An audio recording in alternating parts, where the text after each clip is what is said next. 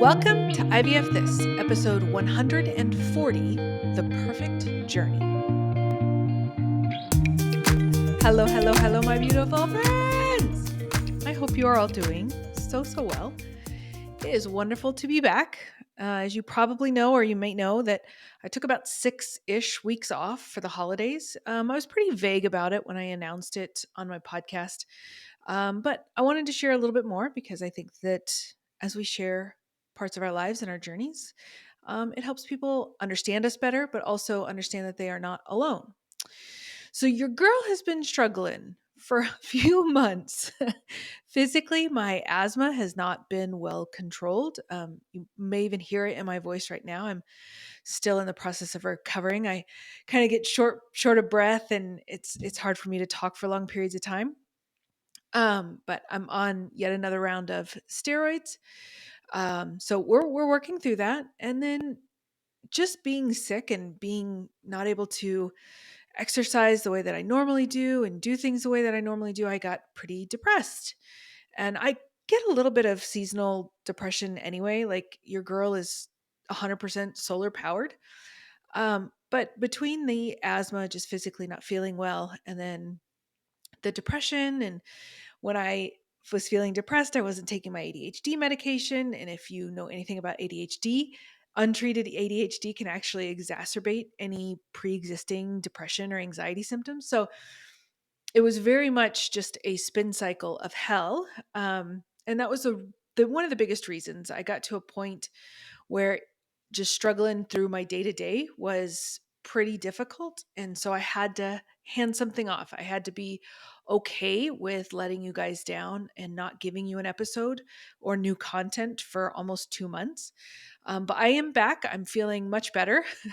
Asthma aside, at least my mental and emotional state is considerably better than it was before the holidays. But here we are.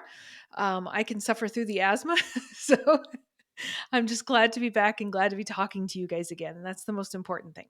So today's topic, like it has been a while, at least over a year since I talked about perfectionism. So I wanted to bring it back because it's probably one of the most common themes, I would call it a theme, that I experience with my clients or I talk with my clients about. And now, last time, that was, I think, episode 97, where I talked about perfectionism and how to kind of unravel perfectionism. So, I'm going to take a little bit of a different tact today. I'm going to explain how perfectionism isn't like the bad thing that we think it is, or the bad thing that we're told that we have to recover from, or anything like that. There is actually a way to use perfectionism in your favor. And then there are ways that you use perfectionism against yourself. And so we're going to talk about those today, what they look like, and how they usually manifest, how you can start to learn more about yourself. I'm going to share some journal prompts at the end of the episode to help you kind of identify when you are using the perfectionism for your own good, or if you're using your perfectionism against yourself. So I think it's really important. And I think it'll be a really good tool for you to start unearthing some of that stuff. So let's talk about the challenge of perfectionism first. The challenge of perfectionism is that it is an inherent tension that you almost always feel. You almost always feel it. You want your ideal scenario to be reality. But ideal is rarely, if ever, reality, right? It can't be. The ideal situation, scenario, whatever, lives in your head in a vacuum without interference, influence, trauma, history, or context. In the book, The Perfectionist Guide to Losing Control, which I highly recommend, it's a fantastic book, the author says the tension of perfectionism emerges from the constant clashing between these two fundamental aspects of your identity. One, that you're full of flaws, human, with significant limitations, and you're a perfect being with unlimited potential. And you're trying to reconcile the backseat fighting between your limits and your potential. And that's the underlying challenge of perfectionism. And so when I told you that there's a way that we can use perfectionism for good and then use perfectionism against ourselves, this is what we're talking about, right? The fully flawed human and your limitless potential, right? So let's talk about those two types of perfectionism. In a clinical sense, we would call these adaptive perfectionism or maladaptive perfectionism. In fact, those terms were coined, I think, back in the 70s. So that's what we mean. In clinical terms, when we talk about coping skills, behaviors, etc., as being adaptive, it means it supports the type of life you want to lead. And maladaptive, meaning it's mostly counterproductive and often has like a negative consequence to it. Notice I said mostly. Mostly. While the terms adaptive and maladaptive, yeah, they're very binary, they're very black and white thinking, and that's something that we try and stay away from. But neither of these are wholly good or bad. Okay? That's really important that I want you to remember that. There is a place for both. There's always going to be a place for both because you're a human and no human is 100% adaptive or 100% maladaptive. It's a very fluid experience that we have because we're humans and the world is a very dynamic, fluid place. Okay? There are times that you will experience quote unquote maladaptive perfectionism because you're human. You're human with habits, desires, burnout, and heartache. So much heartache in this journey, in this process. And honestly, one of the best things that you can do for yourself sometimes is to recognize that you're doing it or have done something that was not in your best interest, and then just love the hell out of yourself through it. Don't double down. Like, oh, if there's anything you take from this episode, please don't double down when you have identified something as maladaptive or not super helpful. That might be the exact thing you needed to do in that moment. And therefore, it was the best possible choice in that particular moment, right? Moments exist from moment to moment. It doesn't mean that the entirety of your experience or the entirety of your existence is maladaptive, right? We don't use this language against ourselves. We use this language to understand ourselves. There's a very big difference, okay? Now, adaptive perfectionism is like setting like solid goals, strong standards for yourself, being realistic about it, and maintaining a positive or neutral attitude even when things don't go as planned, right? This isn't toxic positivity. When I say positive or neutral, neutral is a beautiful place to be, especially when we're talking about the levels of heartache that we experience in IVF or that emotional roller coaster. Positive is wonderful, right? It feels warm and squishy and fun, maybe even vibrant inside. And that's lovely, but that might not always be accessible. So I want you to feel comfortable with neutral being an option, right? I'm just here. I'm just waiting for more information, whatever that might look like for you, right? But for adaptive perfectionism, it is about striving for excellence, but learning from your mistakes, not berating yourself for mistakes, right? It's using them to grow. Right. On the flip side, maladaptive perfectionism is like setting crazy high standards that are nearly impossible for you to meet. And it comes with a constant fear of failure. You're overly critical in yourself. I mean, if I raise my hand, I don't want all of y'all to raise your hand because I know a lot of y'all listen in the car on a drive. But how many of you guys have been overly critical of yourself? Like 100% me. I will tell people that nobody can be meaner to me than I have been to myself historically. Like it's not possible. I've called myself the worst things imaginable. And that is that maladaptive perfectionism tendency, right? So you're feeling anxious, you always feel like you're falling short or not good enough. And unlike the healthy growth that you can get with adaptive perfectionism, the maladaptive just messes with your head, right? You constantly feel dissatisfied and stuck, right? There's no productive thing that comes out of maladaptive perfectionism. It doesn't mean it doesn't have a place. Remember, there's room for both. So, let's take those definitions of adaptive and maladaptive and apply them directly to IVF. Okay. So, maladaptive in the context of IVF involves setting ridiculously high and unattainable standards for both yourself and the outcome that you desire, right? I want them to get 30 eggs. I want 25 of them to be fertilized. I want 16 to go to blast and for testing and 8 to come back normal, right? And I understand anyone who's been through an IVF round knows that those are grossly exaggerated numbers, but that's not too far from what we actually do to ourselves, right? The mental gymnastics we jump through when we're trying to set a goal, quote unquote, which that's not really fair to do to yourself in the first place because the outcome is not something you have a whole hell of a lot of control over. And so that just goes into why it's maladaptive, right? Because you don't have control over it, but you think you have control over it. And gosh, we sure do want to have control over it. Damn it. That is for sure. But during this process, this leads to that additional anxiety and stress, which is already there. It's already present. Your heart is already aching for being in this place. Most of us, I would say the vast majority of us, don't jump directly to IVF. It doesn't mean it doesn't happen, but most of us go through quite a few hurdles before we get there. And even if you didn't, it's still wrought with uncertainty and pain, right? So all of this plays into how our experience overall of our IVF journey is, right? So here are some examples of the maladaptive perfectionism within the context of IVF. So those incredibly high expectations that I was talking about. And so I gave you that crazy example of like 30 eggs and all of that, right? So that's one. And then maybe we start to believe that anything less than a perfect outcome is a failure, right? Leading to intensified disappointment and distress, right? There's already going to be disappointment and there's already going to be distress. But saying that it has to be perfect, like everything has to go exactly, I have to get at least one chromosomally normal 5-day, 5AA or 4AA blast for this to be perfect, for this to have been worth it.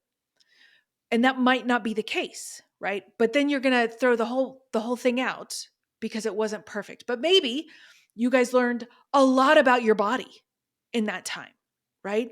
Maybe you learned that you are a slow grower or that you grow really fast, like the stim meds, your body responds really well to the stim meds, right? Just because the outcome wasn't what you wanted doesn't mean that there wasn't information or education or benefit that came from it. But it's that kind of all or nothing mentality that really adds an additional layer of stress. Another one would be expecting a guarantee of success, right?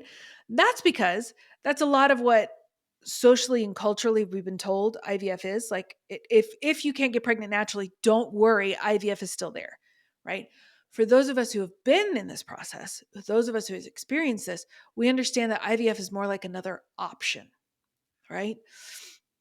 But a lot of us do get into this, oh, it's just going to work. It's just going to work. I'm guilty. Whenever I describe any of these maladaptive perfectionism traits, characteristics, I want you to all know that I stand 10 toes down that I did all of this. And in varying parts of my life, I still do all of these, right? These are unconscious things that we do. They're never a problem. Just becoming aware of it is what's most important. Another example would be anticipating immediate success, when in actuality, the national average is about 2 to 4 IVF cycles. That's the national average, right? If we even went to the world average, it would probably be more because some countries don't have as good technology as others. Some have very different practice, protocols, things like that, right? There's a lot of variability in it. So assuming that one and done is going to be your journey might be setting you up for that maladaptive perfectionism. Setting a specific timeline. Girl, when I walked in to my very first consult with the reproductive endocrinologist we ended up going with, I was like, hey, yeah, we're going to start medications. This was in like August, right? It was in the fall. It was like, okay, we have this appointment in early August. By September, I'll start medication. By October, and then I'll be pregnant by November. How sweet and doe-eyed was I, right? No, that was not what happened. In fact, one of the first things she said to me was IVF is a marathon. It's not a sprint. I didn't start my birth control for the start of the cycle until October. We didn't do the retrieval until early December. I got the genetic results back at like right before Christmas, maybe, and we didn't transfer until February, right? We don't have control of the timeline. And that's one of the things I think I think that's more of a new or brand new person to IVF, that they experience this really hyper specific timeline. If you have been in the game, you know, there's a lot of variability based on what the clinic needs, what the doctor needs, what your body needs, things like that. So that's another example. Assuming total control over the process. Oh man, if I had total control over the process, it would have been so much better, right? That's just not how it works. Okay. Expecting a low stress or a stress free experience. Now, I know you might roll your eyes a little bit when I say this, but I can't tell you how many people have told me, I just don't want to stress as much. And then when we dig into it, what they're actually telling me is that they don't really want an emotional experience at all. Like they intellectually know it's going to be difficult, but they really don't want the emotional upheaval that it feels like all the time. So when people tell me, like, I just want to stress less, what they're actually telling me, right? This is this, that read between the lines. What are people telling me? And I will ask them, right? What is your definition of low stress? And almost all the time, it's like, if on a scale from 0 to 10, which is zero is zero stress, and 10 is they can't function because they're stressed, they're like, yeah, I want to be like a 2. And I love that for you. I just don't know that it's the most realistic expectation out there, right? And then the last example that I'll give you is assuming emotional resiliency throughout. People, we got to get out of the habit of thinking that just because we have a cry or a scream or an all out grown up temper tantrum, which frankly, I think all of us need several times a year, that somehow we're not strong, right? That this display of emotion is an inherently wrong or inconvenient or annoying thing, when it really is truly the emotional experience that you have to have as you go through these emotions. The more you try to shove this stuff down, the harder and faster it's going to come up in the moments when you least expect it or in the most inconvenient moments. I can remember I was sitting in a boardroom. This was shortly after I had just gotten a promotion, manager or director, I can't remember exactly. And all of these, I was sitting with the CEOs and this large hospital that I worked at, and I had I had been doing like Olympic level vaulting, trying to shove some of the emotions down. And someone said something completely unrelated to babies or IVF or anything. I don't even remember what it was. And I just started bawling. Like I pretended to sneeze because the waterworks just flowed and I had to excuse myself out of the meeting. And it was at that moment that I realized there is more that I'm holding on to than I recognize, and I have to process through it. Oh my goodness, in the interest of time. Okay, sorry. I could talk about this stuff all day. Anyway, those are examples of setting unrealistic expectations for IVF. The fear of imperfection, right? This constant worry about potential mistakes or complications that lay far outside of your control, right? What if this happens? What if that happens? You can't plan for that. You cannot plan for every single thing that could or might occur. And it does feel safer to try to dress rehearse that in your brain, but you're experiencing all of the feelings that would accompany that terrible thing happening. And so you're just hurting yourself ahead of time for something that it could happen. We have no idea, right? We don't even know the percentage, the probability, any of it. And that's what's happening. You're dress rehearsing that tragedy because you fear it won't be perfect, right? There is excessive self-criticism. I mean, do I really need to explain that one? Because that one feels so, it is so ingrained in us to berate and flog and chastise ourselves for even the most innocent, innocuous nothing that we perceive that we have done or not done. When we're in that place, everything is harder. You've heard me say this before. When you're talking to yourself like an asshole, everything is harder, right?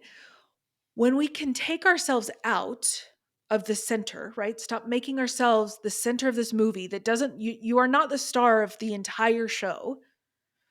When we can take ourselves out and view the IVF experience as a process, and maybe part of the process didn't meet your expectations or part of the process failed, that that takes that blanket of self-blame off of it, makes it a little bit easier.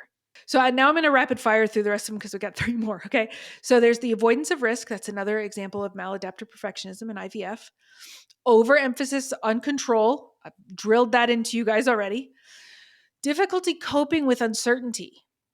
These things are inherently uncertain, and maladaptive perfectionism, we struggle to cope with this lack of predictability, right? The constant need for reassurance and the inability to tolerate the ambiguity.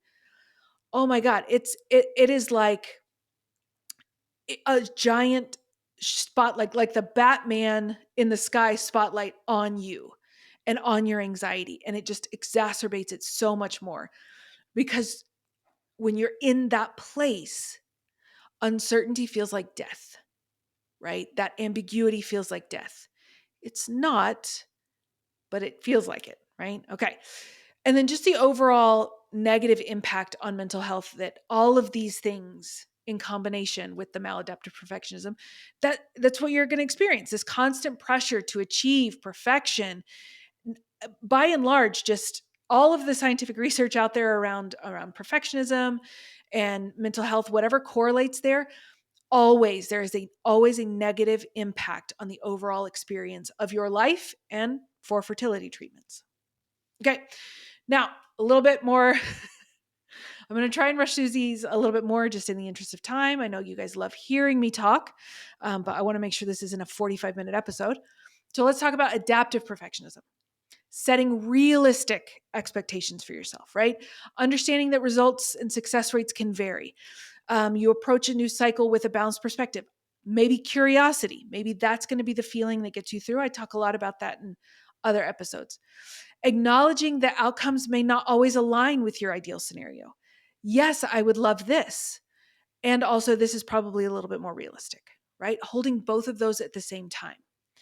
So, some other examples would be understanding success rates. I did not know, really, I was not very well versed on attrition rates the first time I went through IVF. And if you're not, like, we have to go through the modules, or at least most clinics require you to have some sort of education module before you start IVF. They talk about attrition. I cannot tell you if something sounds to me like a continued education for either like social work or when I was working in healthcare and you had to do all these online safety trainings, my brain just zones out. Like I can hear waves crashing, maybe even carnival music playing. I'm not listening. So I was not fully transparent with you guys. I was not paying that close attention to the education modules when I first started IVF that talked about attrition rates. So it was like I got hit by a bus when all of a sudden all these numbers started dwindling and dwindling and dwindling. Once I became more familiar with it and I could expect that, it didn't feel as uncertain. It didn't feel as scary. So, really, truly understanding what the attrition rates are, pregnancy rates, as much data that you can get asking your reproductive endocrinologist, not Dr. Google, not the friends in the Facebook group that just want to, a lot of times, trauma dump. I love those Facebook groups. I think they serve a beautiful purpose, but they do trauma dump a lot. And that can be very difficult if you're going through that. But get that information from your doctor or getting a second opinion if you don't trust your doctor, right? Get it from the source. Recognizing the possibility of multiple cycles, right?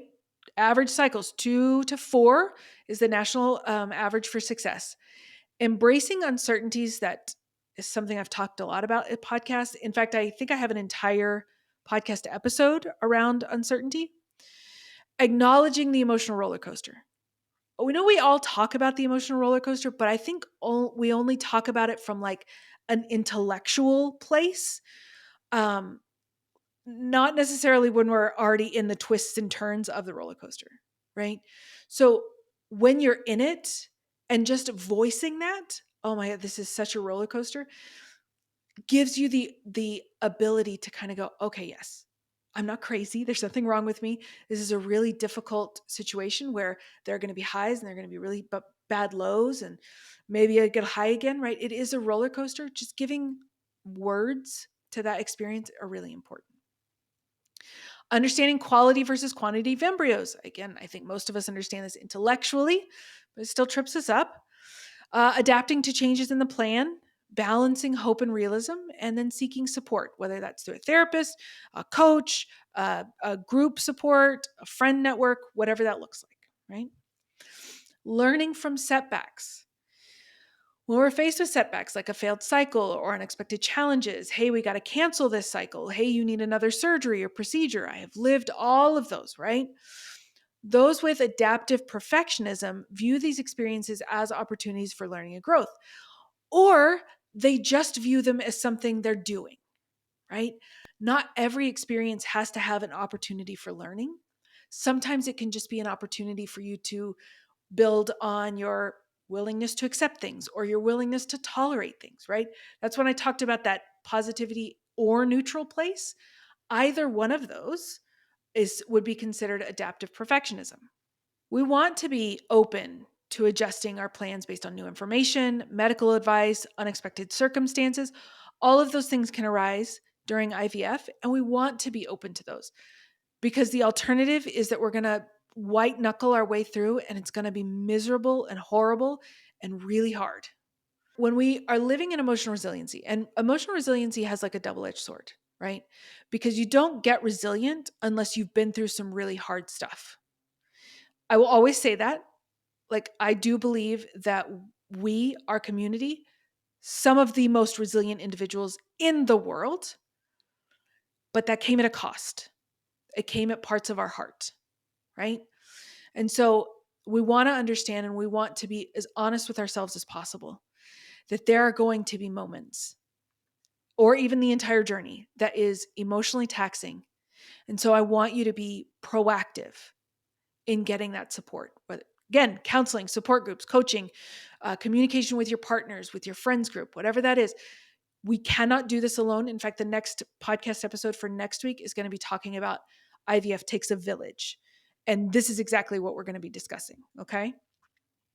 So emotional resiliency. And then the last one is balancing control and acceptance.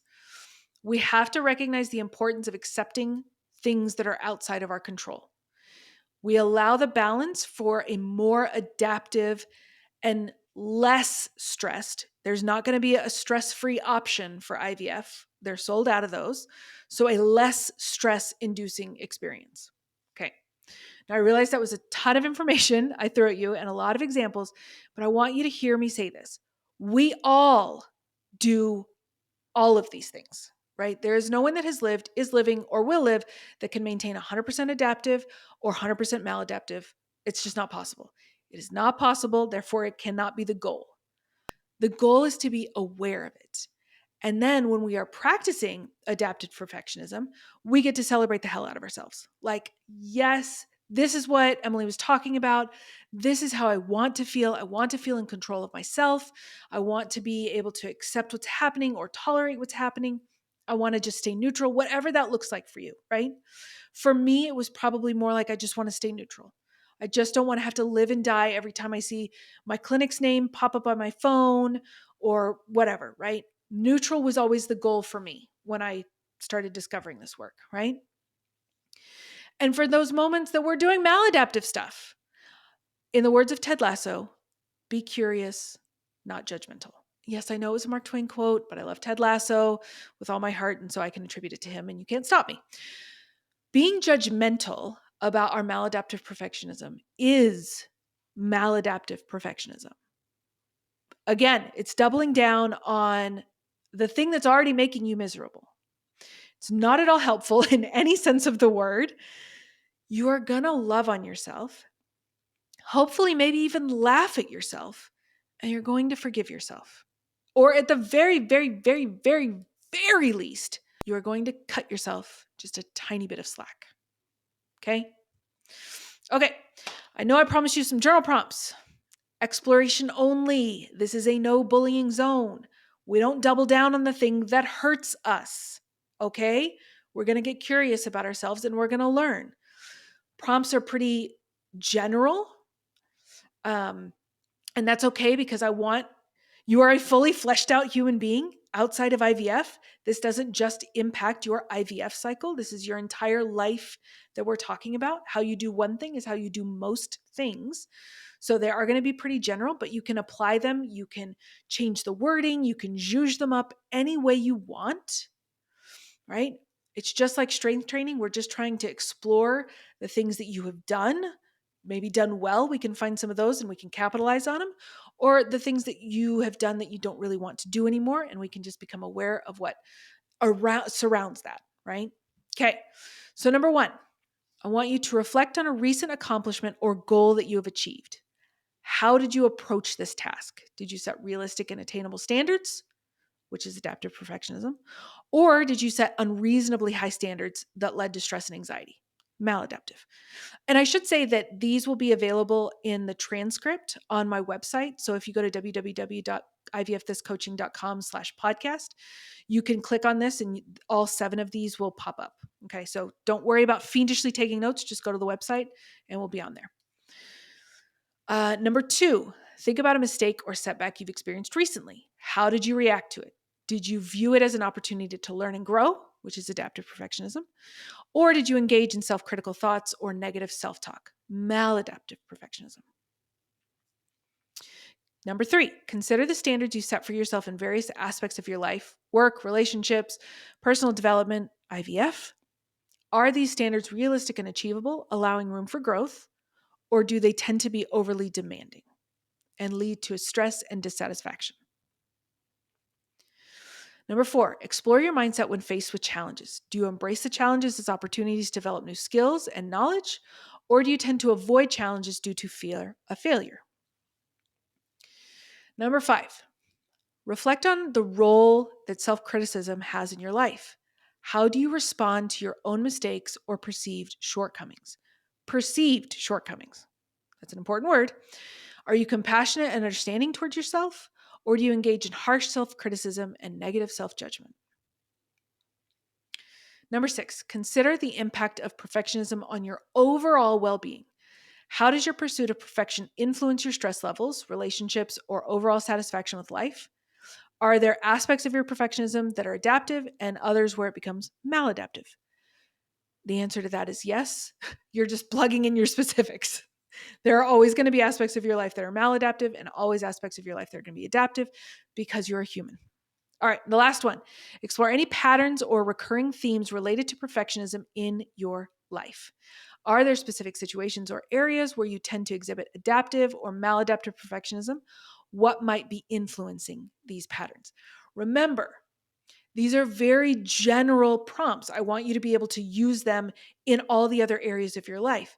If there is a way for you to reword the prompt that reflects more of your experience for IVF or a question that you want to have answered in another area of your life, they're yours to play with.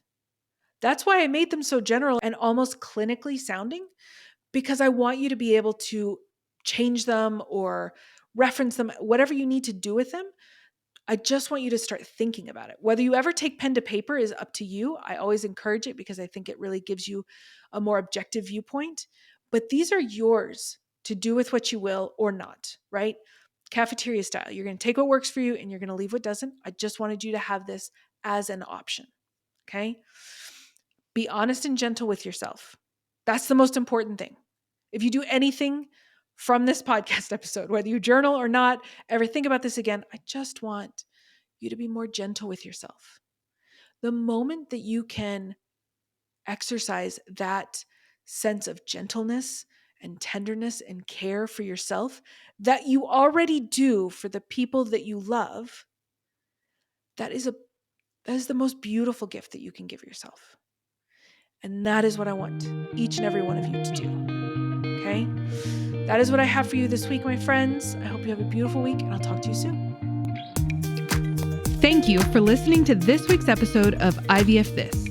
If you like what you've heard, click subscribe and follow to make sure you don't miss an episode. And if you want to learn more, head over to www.ivfthiscoaching.com to learn how to work together.